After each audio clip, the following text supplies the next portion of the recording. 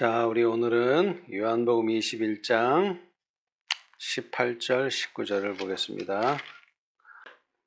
내가 진실로 진실로 내게 이르노니 젊어서는 내가 스스로 뛰고 원하는 곳으로 다녔거니와 늙어서는 내 팔을 벌리리니 남이 내게 띄우고 원치 아니하는 곳으로 데려가리라. 이 말씀을 하심은 베드로가 어떠한 죽음으로 하나님께 영광을 돌릴 것을 가리키심이러라. 이 말씀을 하시고 베드로에게 이르시되 나를 따르라 하시니. 자, 이제 이 베드로가 3번 예수님을 부인하고 나서 3번 다시 예수님의 그 질문에 대답함으로써 베드로가 회개하고 변화되었다는 것을 보여줬습니다. 그리고 나서 하신 말씀이 이제 지금 읽은 요한복음 21장 18절 19절 말씀인데요. 내가 진실로 진실로 내게 이르노니 젊어서는 내가 스스로 뛰고 원하는 곳으로 다녔거니와 늙어서는 내 팔을 벌리리니 남이 내게 띄우고 원치 아니하는 곳으로 데려가리라. 그런데 이 설명이 19절에 이 말씀을 하심은 베드로가 어떠한 죽음으로 하나님께 영광을 돌릴 것을 가리키심이러라. 다시 말하면 베드로가 순교당할 것에 대한 예언을 하셨어요. 그래서 사실은 예수님의 그 죽음을 보지 않기 위해서 또 예수님의 죽을 때에 함께 하지 못하는 그러한 자신의 신앙에서 벗어나서 예수님과 같이 죽는 그런 놀라운 경험을 하게 되는 것이 예언되어 있었는데 실제로 보면은요. 자, 우리 사도행전을 보겠습니다. 사도행전. 이 오순절 이후에 상당히 많은 시간 동안 한 10년 이상을 이방인 선교에 보내면서 죽을 고비를 많이 넘겼어요. 자, 사도행전 12장 1절에서 10절까지를 읽어보겠습니다. 1절에서 10절. 그때 헤롯 왕이 손을 들어 교회 중 몇 사람을 해하려 하여 요한의 형제 야고보를 칼로 죽이니 유대인들이 이 일을 기뻐하는 것을 보고 베드로도 잡으려 할세 때는 무교절이라. 잡음에 옥에 가두어 군사 내식인 네 네패에게 패에게 맡겨 지키고 6월절 후에 백성 앞에 끌어내고자 하더라. 이에 베드로는 옥에 갇혔고 교회는 그를 위하여 간절히 하나님께 빌더라. 헤롯이 잡아내려고 하는 그 전날 밤에 베드로가 두 군사 틈에서 두 쇠사슬에 매여 누워 자는데 파수꾼들이 문 밖에서 옥을 지키더니 호련히 주의 사자가 곁에 섬에 옥중에 광채가 조요하며 또 베드로의 옆구리를 쳐 깨워 가로되 급히 일어나라 하니 쇠사슬이 그 손에서 벗어지더라. 천사가 가로되 띠를 띠고 신을 들매라 하거늘 베드로가 그대로 하니 천사가 또 가로되 겉옷을 입고 따라오라 한데 베드로가 나와서 따라갈새 천사의 하는 것이 참인 줄 알지 못하고 환상을 보는가 하니라. 이에 첫째와 둘째 파수를 지나 성으로 통한 세문에 이르니 문에 절로 열리는지라. 나의 한 거리를 지나매 천사가 곧 떠나더라. 아멘. 자, 여기 보면은 헤롯 왕 때에 어떤 일이 있었느냐 하면은 교회 중 몇 사람이 해를 받게 됐어요. 그 중에 한 명이 요한의 형제 야고보가 죽음을 당했죠. 순교를. 이게 예수님의 12 제자 중에 첫 번째 순교예요. 이때가 서기 한 44년 정도 됐을 때의 일이에요. 그러나 이보다 훨씬 전에 뭐 훨씬 전이라고 그러면 이상하지만 하여튼 좀 전에 누가 최초의 순교자였습니까? 사도행전 7장 59, 60절에 보면 저희가 돌로 스데반을 치니 스데반이 부르짖어 가로되 주 예수여 내 영혼을 받으시옵소서 하고 무릎을 꿇고 크게 불러 가로되 주여 이 죄를 저들에게 돌리지 마옵소서 이 말을 하고 자니라. 그래서 누가 이미 순교를 당했느냐 하면은 스데반이 순교를 당했어요. 그런데 이 순교로 끝나는 게 아니라 계속돼서 헤롯 왕 때 그러니까 이 스데반의 순교는 언제죠?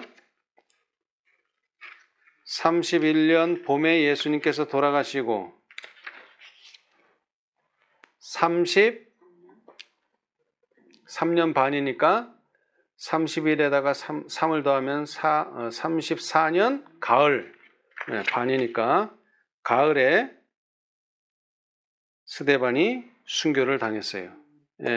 그리고 나서 계속돼서 이제 언제까지 요한의 형제 야고보까지 죽고 이제 이 12장을 보면 곧 누구도 베드로도 죽을 형편에 놓였는데 감사하게도 천사들이 베드로를 풀어주는 바람에 이때는 죽지 않았어요. 그러나 결국 네로 황제에 의해서 AD 한 67, 8년경 그의 나이 한 65, 6세가 되었을 때 결국 십자가에 달려서 죽었어요. 예수님과 똑같이. 근데 예수님과 똑같이 죽을 수 없다고 해서 거꾸로 매달려서 죽었죠.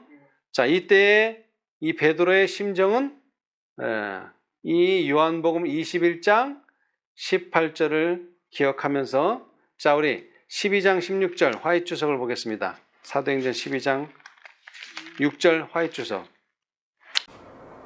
베드로는 그의 생명을 바칠 준비가 되어 있었음. 베드로는 그 상황으로 인해서 겁을 먹지 않았다.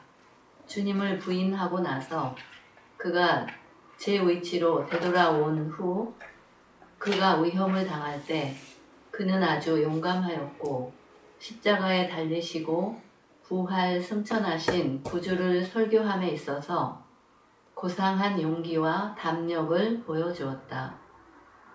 그가 감방에 갇혔을 때 그리스도께서 다음과 같이 그에게 하신 말씀이 생각났다. 내가 진실로 진실로 내게 이르노니 젊어서는 내가 스스로 띠띠고 원하는 곳으로 다녔거니와 늙어서는 내 팔을 벌리리니 남이 내게 띠띠우고 원치 아니하는 곳으로 데려가리라. 베드로는 그리스도를 위하여 그의 생명을 바쳐야 할 시간이 되었다고 믿었다.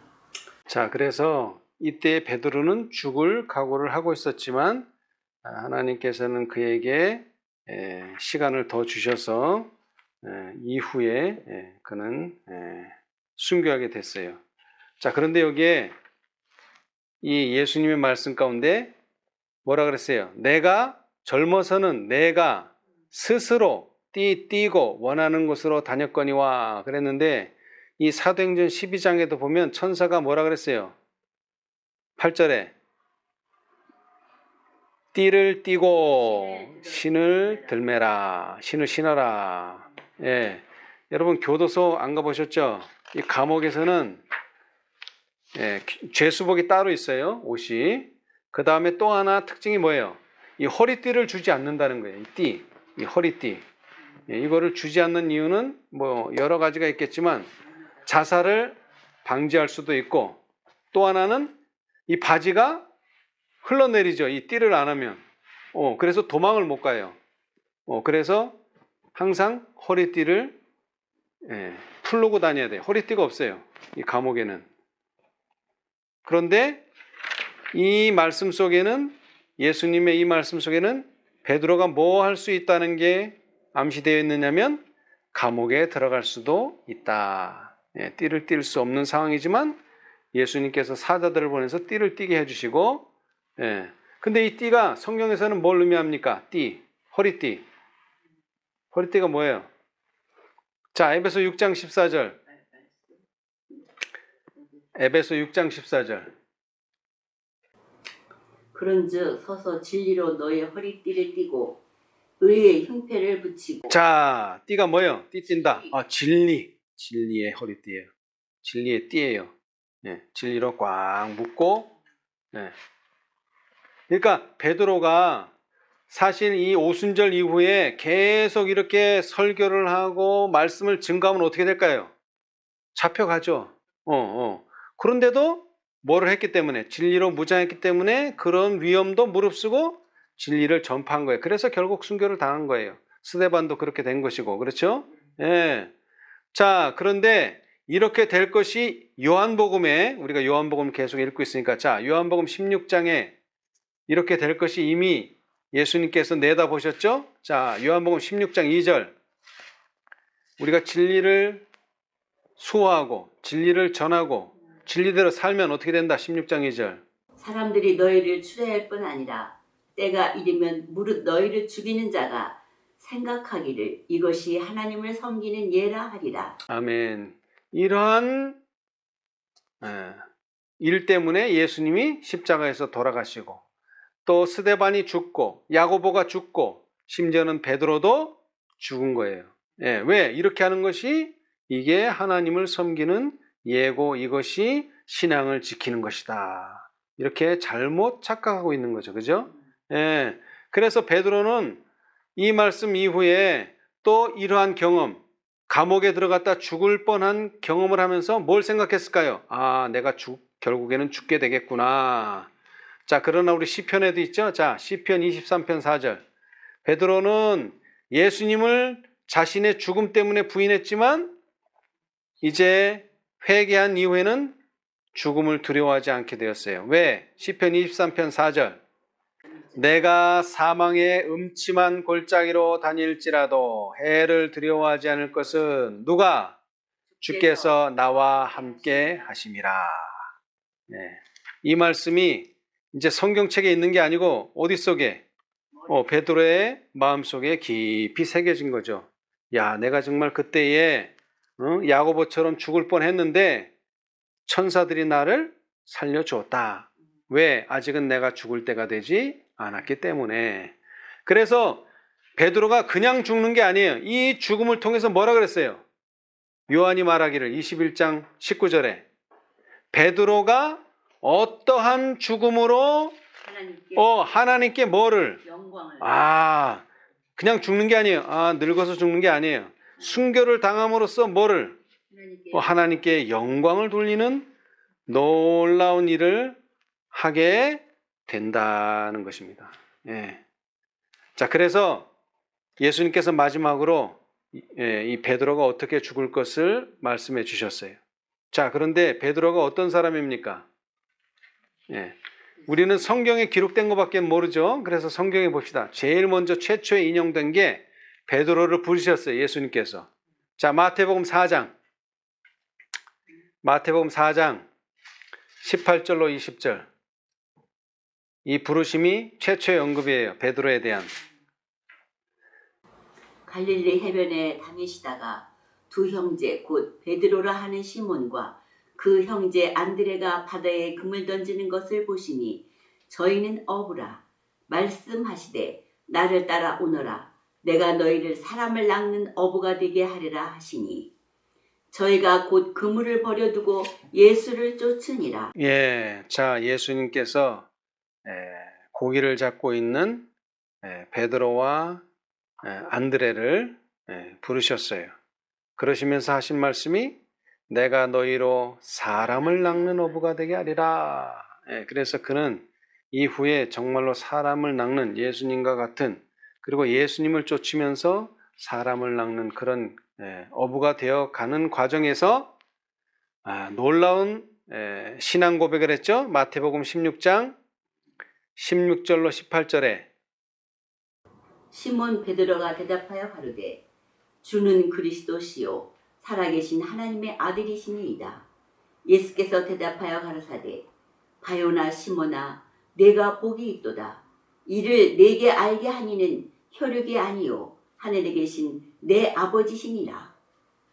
또 내가 내게 이르노니 너는 베드로라.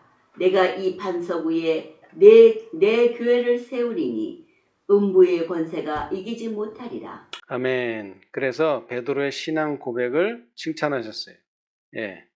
그런데 이 베드로가 이런 신앙만 계속 한 게 아니죠? 부인하기 전에. 예. 자, 여기 이제 16장이잖아요. 그죠? 근데 14장을 봅시다. 14장. 14장 28절로 31절. 베드로가 대답하여 가로되 주여 만일 주시어든 나를 명하사 물 위로 오라 하소서 한데 오라 하시니 베드로가 배에서 내려 물 위로 걸어서 예수께로 가되 바람을 보고 무서워 빠져가는지라 소리질러 가로되 주여 나를 구원하소서 하니 예수께서 즉시 손을 내밀어 저를 붙잡으시며 가라사대 믿음이 적은 자여 왜 의심하였느냐 하시고. 예. 자, 예수님께서 어디를 걸어오셨어요? 이건 이적이죠. 예, 물에 빠지는 게 당연한데 예수님께서는 물 위를 땅처럼 아주 걸어오셨어요. 이것을 본 베드로가 뭐라 그랬어요? 나도 물 위를 걷게 해달라. 그래서 예수님께서 뭐라고 하셨어요? 오라. 물 위로 오라. 그래서 그 말씀대로 했더니 정말 자기도 물 위를 걷는 놀라운 경험을 하게 됐죠. 그런데 그 다음이 어떻게 됐어요? 바람을 보고 무서워 빠져가는지라. 근데 사실 여기 성경절에는 바람을 보고 무서워서 빠져간다고 했지만 이 표현이 없어요. 예수님을 시야에서 놓친 거예요. 예, 자랑하기 위해서, 제자들한테 자랑하기 위해서 제자들을 쳐다본 순간 물에 빠졌어요. 근데 이게 물이 그냥 물이 아니에요. 그냥 물이면 어부기 때문에 수영 잘해요, 베드로가. 근데 지금 이 상황이 어떤 상황이에요? 풍랑이 엄청나게 이는 그런 아주 거친 바다에서 빠진 거예요. 그러니까 이 수영 잘하는 베드로도 빠져 죽게 생겼어요, 지금. 그랬을 때에 예수님께서 구원해 주셨죠. 예. 자, 그러니까 신앙 고백할 때는 신앙이 막 올라갔다가 그 다음에 물에 빠지기도 하고, 예. 그 다음에 또 어떤 일이 있느냐면 다음에 보시면은, 자, 마태복음 17장.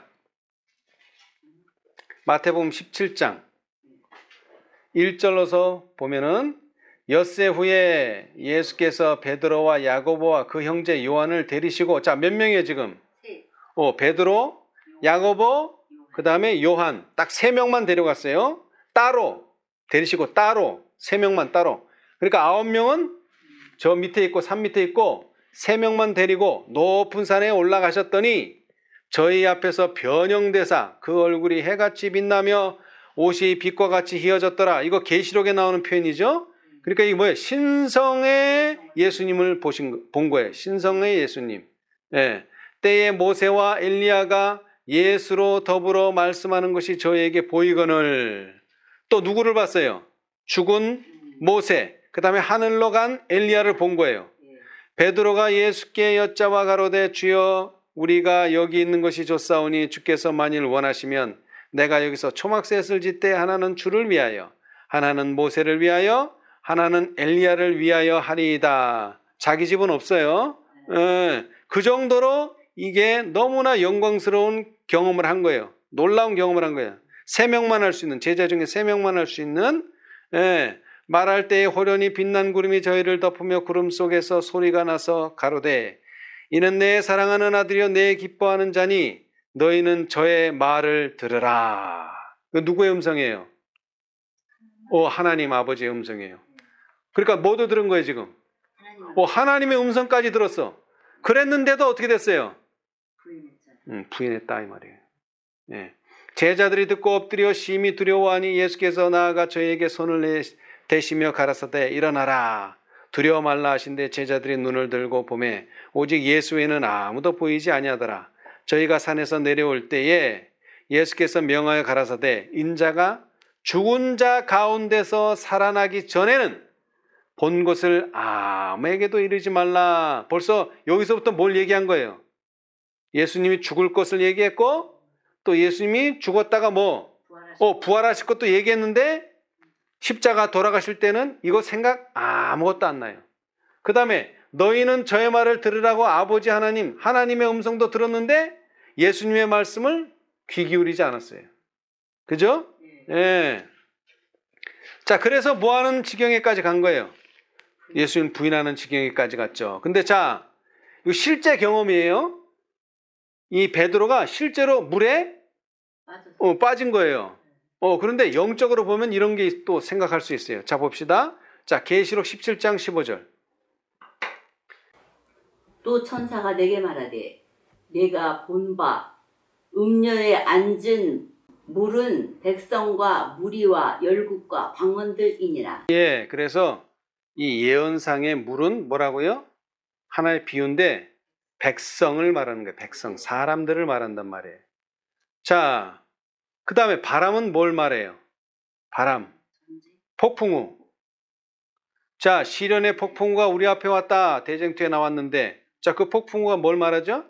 일요일 법령을 강요하는 때가 오는 것을 폭풍우가 온다. 그래서 폭풍, 바람 이런 것들은 뭐예요? 시험과 시련을 상징하는 거예요. 그러니까 베드로가 예수님을 부인할 것이 이미 이 물에 빠지면서 그것이 예언됐다기보다는 하나의 상징처럼 볼 수 있어요. 왜? 베드로가 누구의 말을 듣고? 아니죠. 비자가 너도 예수님하고 같이 있었는데 비자가 아무 얘기 안 했으면은 베드로는 아마 거기 계속 있었을 건데 비자가 너 예수님하고 같이 있었는 거 내가 봤는데 그랬는데 아니야. 이렇게 계속 세 번을 부인했단 말이에요. 비자가 물어보지 않았더라면 사람들이 그를 물어보지 않았더라면 그렇게 안 했을 텐데 사람들 때문에 시험에 든 거예요. 베드로가. 그렇죠? 그래서 예수님께서 뭐라 그랬어요? 말세에 재림 전에 사람의 미혹을 받지 않도록 주의하라. 마태복음 24장 4절 예수께서 대답하여 가라사대 너희가 사람의 미혹을 받지 않도록 주의하라. 그런데 이 베드로가 사람의 미혹에 빠진 거예요. 근데 우리 지난 시간에 읽었죠? 왜 그런 미혹에 빠졌어요? 기도해야 될 시간에 기도하지 않았기 때문에 자기만 믿다가 자만하고 교만하다가 결국 실패한 거예요. 그렇죠? 예. 자, 그래서 아까도 말했지만 마태복음 17장에서는 또 변화산에서 3명밖에 못 보는 걸 봤는데 마태복음 26장에 가면 또 뭐예요? 예수님을 3번 부인하는 게 나와요. 마태복음 26장 74, 75절 한번 읽어보세요. 저가 저주하며 맹세하여 가로되 내가 그 사람을 알지 못하노라 하니 닭이 곧 울더라. 이에 베드로가 예수의 말씀에 닭 울기 전에 네가 3번 나를 부인하리라 하심이 생각나서 밖에 나가서 심히 통곡하니라. 네. 그러니까 베드로의 생애를 보면은 예수님을 그리스도라고 인정하는 놀라운 신앙 고백을 했다가 물에 빠졌다가 또 저기 뭡니까? 변화산에서 3명밖에 못 보는 걸 봤다가 또 이번엔 3번 부인했다가 이게 막 그러니까 신앙 잘할 때는 참 잘하다가 빠졌다가 또 잘하다가 빠졌다가 이 계속 이렇게 왔다 갔다 하는 신앙을 계속 한 거예요. 누가? 베드로가. 수제자 베드로가. 예? 자, 베드로가 왜 3번이나 예수님을 부인했을까요? 아까도 말했지만 준비가 되지 않아서 기도하고 깨어있지 못해서 했지만 사실은 뭐가 두려운 거예요? 죽음이 두려운 거죠. 그죠? 히브리서 2장 15절. 사람들이 왜 죄를 지어요? 왜 사단에게 종노릇해요? 네. 자, 히브리서 2장 15절. 또 죽기를 무서워함으로 일생에 매여 종노릇하는 모든 자들을 놓아주려 하심이니. 여러분, 출애굽 운동이 뭐예요? 출애굽 운동이 뭐예요? 애굽에서 사실은 똑같은 시민으로 이민을 갔는데 자꾸 신분이 어떻게 되는 거예요? 이제 이방인 취급받더니 신분이 종으로 된 거예요. 종 노예가 된 거예요. 그래서 뭐 할 수밖에? 그 종의 생활에서 자유인이 되는 것이 출애굽 운동 아니에요? 그렇게 하는 거예요. 근데 왜 종이 됐어요? 처음부터 종이 안 되고 왜 결국 종이 돼 버렸어요? 죽기를 무서워하기 때문에 그런 거예요. 예, 왜? 사단이 너 이거 하나님 율법 계속 지키면 너 죽어. 그렇게 위협하기 때문에 그런 거죠. 예, 세상에서도 다 마찬가지예요. 예, 죽음을 두려워하지 않으면 종노릇 할 필요도 없고 죽음을 두려워하지 않았다면 베드로가 부인했겠어요? 안 했겠죠. 그런데 죽음이 두려워진 거예요. 자기는 죽음이 두렵지 않다고 생각을 했어요. 이 생각은 언제 생각이에요? 언제 생각이에요? 예수님을 그리스도로 인정했을 때, 신앙 고백했을 때, 신앙 충만할 때, 신앙 좋을 때는 할 것 같았어. 예수님에서 죽을 것 같았어. 그런데 이게 분위기가 달라지고 내가 정말 죽을 것 같으니까 실제로 죽게 되니까 아하, 이거 내가 죽기는 안 되겠구나 하고 피할 길을 해서 부인한 거예요. 피하기 위해서, 죽음을 피하기 위해서 부인한 거예요. 그죠? 예. 그래서 예수님께서 질문한 것도 뭐예요? 너 정말 죽을 각오가 되어 있느냐? 그걸 물어본 거예요. 그래서 대중 앞에서 예수님을 부인했기 때문에 또 대중 앞에서, 제자들 앞에서 이제 또 예수님을 시인하는 신앙 고백을 하는 거예요. 요한복음 21장 17절에 3번 부인했으니까 3번 또 시인해야 되죠. 그래서 3번째 가라사대 요한의 아들 시몬아 내가 나를 사랑하느냐 하시니 주께서 3번째 내가 나를 사랑하느냐 하심으로 베드로가 근심하여 가로되 주여 모든 것을 아시오매 내가 주를 사랑하는 줄을 주께서 아시나이다. 네. 자, 그래서 이제 이 대화가 끝나고 열흘 후에 무슨 일이 벌어졌어요, 이제? 오순절이 온 거죠, 오순절. 그래서 성령을 충만함을 입고 특히 베드로가 설교를 했어요.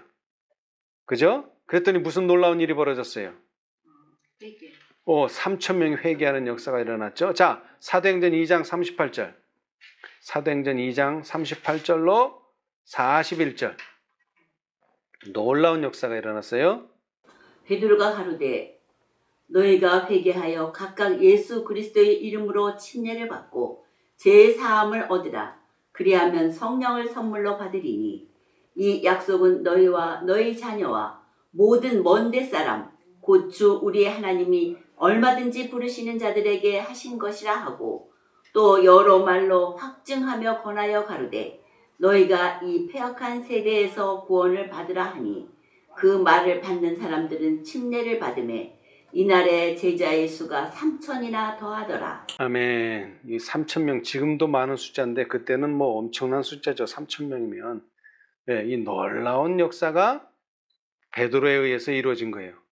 뿐만 아니라 이제 성령의 충만함으로 치유의 은사를 베푸는데요. 자, 사도행전 3장 6절 7절 어떤 일이 벌어졌습니까? 베드로가 가로되 은과 금은 내게 없거니와 내게 있는 것으로 내게 주노니 곧 나사렛 예수 그리스도의 이름으로 걸으라 하고 오른손을 잡아 일으키니 발과 발목이 곧 힘을 얻고.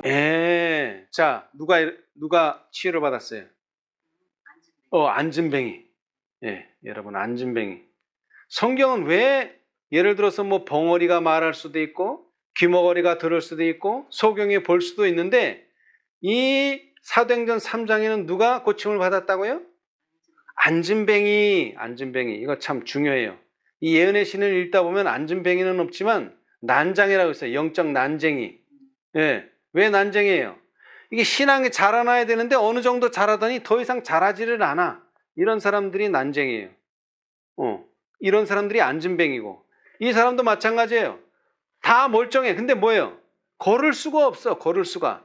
이 걷는다는 말은 동행한다는 말이고 동행한다는 말은 예수님과 함께한다는 말인데 신앙을 하기는 하는데 예수님과 동행을 못하는 사람들. 그러니까 차지도 않고 덥지도 않은 이런 신앙생활 하는 사람들은 안진뱅이 신앙이에요. 다 난쟁이 신앙이고. 그런데 누가요? 베드로가 그 사람을 치유해 준 거예요. 그죠? 자, 그런데 뭐라고 하면서 치유를 해줬어요? 나사렛 예수 그리스도의 이름으로 뭐하라? 걸어라. 그러니까 이 능력이 어디 있다는 거예요? 예수님에게 있다는 거예요. 예. 왜? 그리스도의 이름으로 걸어라 그랬으니까. 그런데 예수 그리스도의 이름으로 걸어라 그러면 이해를 하겠는데 그 앞에 뭐가 들었어요? 나사렛이 들었어요. 여러분 나사렛이 어떤 곳입니까? 나사렛. 가난한 게 문제가 아니라 자 요한복음 1장 46절 가난한 게 문제가 아니에요. 나다나엘이 가로되 나사렛에서 무슨 선한 것이 날 수 있느냐 빌립이 가로되 와보라 하니라. 예. 자 나사렛이 어떤 곳이에요? 선한 것이 날 수 없는 곳이 나사렛이에요. 아주 악한 동네예요. 그런데 왜 베드로는 예수 그리스도의 이름으로 걸어라 그랬으면 좋았을 텐데 왜 나사렛 예수 그리스도의 이름으로 걸어라 그랬을까요? 왜 나사렛을 붙였을까요? 안 붙였으면 더 좋았는데. 이거 흠이 될 수 있는 말인데. 왜? 악한 곳이니까 나사렛은. 자, 이 말의 뜻은 뭡니까? 나사렛과 같은 악한 동네에서도 누가? 예수 그리스도가 사역할 수 있다. 다시 말하면 뭐예요? 우리는 본성적으로 악한 사람으로 태어났지만 뭐 될 수 있다? 예수님처럼 살 수 있다는 걸 보여주는 거예요. 이 단어에서만. 나사렛 예수 그리스도의 이름으로 걸어라. 네. 자, 뿐만 아니라 이 베드로의 능력이 얼마나 출중한지 자, 사도행전 5장 15, 16절 심지어 병든 사람을 메고 거리에 나가 침대와 요 위에 누이고 베드로가 지날 때에 혹 그 그림자라도 네게 덮일까 바라고 예루살렘 그 늪 허다한 사람들도 모여 병든 사람과 더러운 귀신에게 괴로움 받는 사람을 데리고 와서 다 나음을 얻으니라. 아멘. 야, 베드로의 이 치유 능력이 얼마나 강력한지. 자, 우리 성경에 보니까 혈루병 앓는 여인이 어떻게 나왔죠? 혈루병 앓는 여인. 12해 동안 혈루병 앓는 여인이 누가복음 8장 43, 44절에 보면 뭐 해야 돼요? 옷을 만져야 되죠. 그런데 이거는 옷을 안 만지고도 뭐만? 베드로는 그 그림자라도 뉘게 덮이면은 병이 어떻게 되는 거예요? 낫는 거예요. 이게 대단한 능력이죠. 만지지 않아도 될 정도로. 그냥 그림자만 받아도, 그림자만 덮여도 병이 나을 정도로 놀라운 능력을 행사한 거예요. 그죠? 네. 그런데 이른비 시대 때, 성령이 충만한 시대 때 사도 바울도 비슷한 경험을 했어요. 그죠? 예. 자, 사도행전 19장 12절. 이 사도 바울도 왜냐하면은 너무나 치유의 능력이 강력해서 많은 사람들이 치유를 받기를 원하는데 그분 앞에 가기가 힘들어요.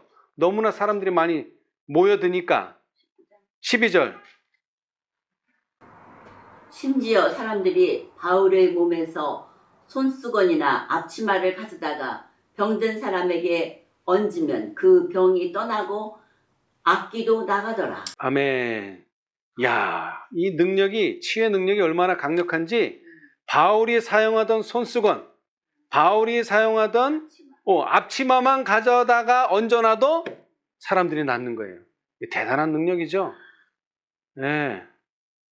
그런데 베드로는 더 큰 능력이에요. 이거는 그냥 그림자만 덮여도 낫는 거예요. 그림자만. 다른 건 다 터치잖아요. 손수건도 터치고 앞치마도 터치고 예수님도 옷자락을 만져야 됐는데 베드로는 더 큰 능력을 행사할 수 있었어요. 왜? 이른비 성령을 경험했기 때문에. 그렇죠? 예. 자, 그런데 이 모든 능력은 다 누구에게서 주어진 겁니까? 바울의 능력도 아니고 베드로의 능력도 아니에요. 아까도 말했다시피 나사렛 예수 그리스도의 이름으로 되는 것입니다. 예. 자, 그것이 누가복음 8장 45절 46절에 그 혈루병 앓는 여인이 나을 때 예수님께서 하신 말씀이 있어요. 자, 누가복음 8장 45, 46. 여러분 예수님 지나갈 때 이게 스치는 사람이 얼마나 많겠어요. 군중들이 모였으니까. 예수께서 가라사대 내게 손을 댄 자가 누구냐 하시니 다 아니라 할 때에 베드로가 가로되 주여 무리가 옹리하여 미나이다. 예수께서 가라사대 내게 손을 댄 자가 있도다. 이는 내게서 능력이 나간 줄 알미로라 하신대. 예. 자, 예수님께서 그렇게 사람들을 부딪히고 막 이렇게 해서 스치고 했는데 아무도 그 능력을 경험하지 못했는데 오직 누구만? 혈루병 앓는 여인만 치유의 능력을 받게 된 거예요. 왜 그랬을까요? 믿음으로 만졌기 때문에 그런 거예요. 예. 우리가 성경 말씀 아무리 듣고 아무리 공부해도 뭐 하지 않으면 믿음으로 화합지 않으면 그것은 능력이 되지 않아요. 이 말씀이 능력이라는 건 맞는데 이 능력이 뭐에 화합이 되지 않으면 믿음과 화합하지 않으면 이건 글자에 불과해요. 그냥 성경책도 책에 불과하고. 예. 그런데 이 혈루병 환자는 믿음으로 만졌기 때문에 그래요. 마찬가지에 베드로의 그림자가 무슨 능력이 있겠어요. 근데 누가? 그 병자가 내가 그림자라도 덮인다면 내가 나을 것이라는 믿음을 행사했기 때문에 나은 거예요. 그 다음에 바울의 손수건이나 앞치마를 만진 사람들도 다 믿음을 가졌기 때문에 나은 것이고 믿음이 그렇게 한 거예요. 그러나 중요한 것은 바울을 통해서 베드로를 통해서 그런 놀라운 능력이 나아갈 수 있었다. 자, 그러나 이 놀라운 능력을 행사했던 베드로는 순교를 당했어요. 네. 자, 그러면서 또 시편에 있는 말씀을 또 생각해 볼 수 있죠? 자, 시편 23편 6절. 나의 평생의 선하심과 인자하심이 정녕 나를 따르리니 내가 여호와의 집에 영원히 거하리로다. 아멘. 자, 여기 보니까 나를 따르리니 뭐가요? 뭐가 나를 따르리니? 그 예수님의 선하심과 인자하심이 나를 따른다. 그랬는데 공교롭게도 요한복음 21장 19절에 뭐라 그러셨어요? 18절, 19절 다 읽어봅시다. 18, 19절. 내가 진실로 진실로 내게 이르노니 젊어서는 내가 스스로 띠띠고 원하는 곳으로 다녔거니와 늙어서는 내 팔을 벌리리니 남이 내게 띠띠우고 원치 아니하는 곳으로 데려가리라. 이 말씀을 하심은 베드로가 어떠한 죽음으로 하나님께 영광을 돌릴 것을 가리키심이니라. 이 말씀을 하시고 베드로에게 이르시되 나를 따르라 하시니. 아멘. 자, 여기도 뭐라고 말씀 끝을 맺고 있어요? 나를 따르라. 네. 그래서 가만 보니까 이 베드로가 이 요한복음 21장 이후에 오순절의 경험을 한 다음에 예수님이 하신 그대로 병 낫는 은사를 행사하고, 그죠? 그리고 끝이 어떻게 됐어요? 끝. 예수님은 십자가에 돌아가시고 베드로도 십자가에 죽었어요. 똑같이 된 거예요. 말 그대로 예수님을 그대로 따라간 거예요. 그죠? 예. 자, 그래서 베드로는 이제 순교했어요. 근데 감사하게 베드로는 순교해서 없지만 예수님은 하늘에 가셔서 없지만 뭐가 남았을까요, 이제? 아니요. 베드로가 쓴 편지가 남아있는 거예요, 이제. 그죠? 그것도 하나도 아니고 두 편이나. 베드로 전서, 베드로 후서. 예. 자, 그런데 그 베드로 전서 1장. 공교롭게도 베드로 전서가 5장으로 돼 있어요. 5장. 5개의 장으로 돼 있어요. 자, 베드로 전서 1장을 요약하면 1장 3절. 베드로 전서 1장 3절. 한 절씩만 보겠어요. 이제 장에서. 찬송하리로다. 우리 주 예수 그리스도의 아버지 하나님이 그 많으신 긍휼대로 예수 그리스도의 죽은 자 가운데서 부활하심으로 말미암아 우리를 거듭나게 하사 산 소망이 있게 하시며. 아멘. 자, 이 베드로 전후서의 그 배경 속에는 뭐가 있느냐? 오순절의 경험 이후에 계속 이방인에게 복음이 전파됨과 아울러 뭐가 계속 그리스도인들을 괴롭혔느냐 하면 핍박이 계속된 거예요. 1세기 동안, 한 세기 동안 핍박이 계속된 거예요. 그리고 결국 누구도요? 베드로도 그 핍박 속에서 순교하고 죽었어요. 그래서 이 핍박 속에 있는 그리스도인들에게 편지를 보내면서 뭐를 가져라? 소망을 가져라. 죽은 소망이 아니라 살아있는 소망을 가져라. 그러면서 2장에 뭐라고 말하느냐? 2장 9절. 너희의 소망이 뭐냐? 오직 너희는 택하신 족속이요 왕 같은 제사장들이요 거룩한 나라요 그의 소유된 백성이니 이는 너희를 어두운 데서 불러내어 그의 기이한 빛에 들어가게 하신 자의 아름다운 덕을 선전하게 하려 하십니다. 아멘. 자, 그래서 네 소망이 뭐냐? 너는 앞으로 뭐다? 택하신 족속이요 왕 같은 제사장들이요 거룩한 나라요 그의 소유된 백성이라는 거 잊지 말아라. 다시 소망을 불러일으키는 거예요. 그러면서 3장에 15절. 너희 마음에 그리스도를 주로 삼아 거룩하게 하고 너희 속에 있는 소망에 관한 이유를 묻는 자에게는 대답할 것을 항상 예비하되 온유와 두려움으로 하고. 자, 우리가 핍박을 받으면서 순교도 당하겠지만 결국 그 사람들이 왜 너는 죽음을 무릅쓰고 그런 신앙을 하느냐라고 물어보면 뭐 할 걸 준비해라? 대답할 것을 항상 준비하되 온유와 두려움으로 하라. 그러면서 4장에 12절, 13절. 사랑하는 자들아, 너희를 시련하려고 오는 불시험을 이상한 일 당하는 것 같이 이상히 여기지 말고 오직 너희가 그리스도의 고난에 참여하는 것으로 즐거워하라. 이는 그의 영광을 나타나실 때에 너희로 즐거워하고 기뻐하게 하려 함이라. 아멘. 여러분, 베드로가 죽을 때 슬프게 죽었을까요? 아니면 고통스럽게 죽었을까요? 아니요, 그렇게 생각하지 않아요. 왜? 그가 이렇게 말했기 때문에 그래요. 4장 12, 13절에 즐거워하고 기뻐하게 하려 함이라. 이렇게 죽었기 때문에 요한이 뭐라고 말했어요? 요한이 뭐라고 말했어요? 요한복음 21장 19절에 베드로가 어떠한 죽음으로 하나님께 영광을 돌릴 것을 가리키심이러라 라고 말할 수 있었던 거죠. 그죠? 왜냐하면 즐겁게 죽었기 때문에, 기쁘게 죽었기 때문에. 그래서 베드로가 나는 그렇게 죽을 건데 이제 너희도 이렇게 불시험, 이 불시험이라는 건 그냥 뭐 감옥에 며칠 있고 몇 달 있고 몇 년 있고 이 정도가 아니라 생명까지도 버려야 될 상황이 올지도 모른다. 그러나 뭐하라? 즐거워하고 기뻐하라. 왜? 너는 앞으로 택하신 족속이요 왕 같은 제사장들이요 거룩한 나라요 그의 소유된 백성이니까. 그러면서 마지막 5장에 뭐라고 말했느냐? 7절. 너희 염려를 다 주께 맡겨버리라. 이는 저가 너희를 권고하심이니라.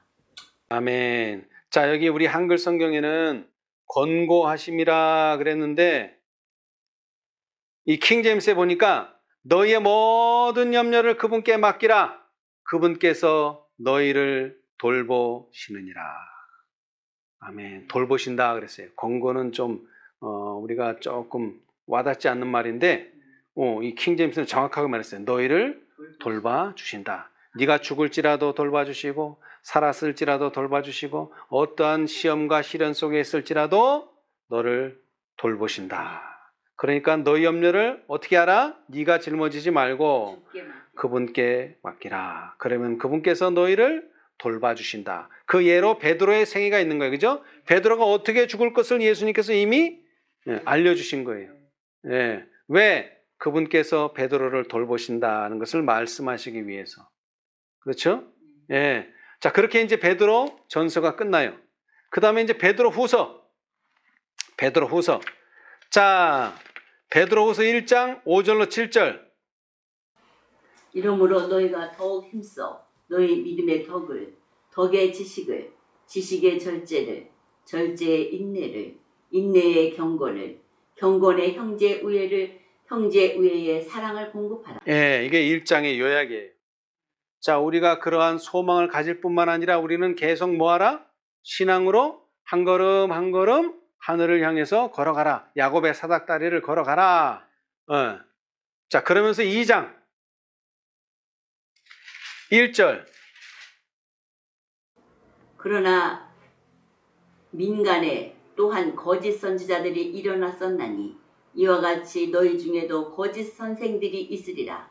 저희는 멸망케 할 이단을 가만히 끌어들여 자기들을 사신 주를 부인하고 임박한 멸망을 스스로 취하는 자들이라. 예. 자, 그런데 우리가 이렇게 신앙을 하는 일에 뭐가 있다는 거예요?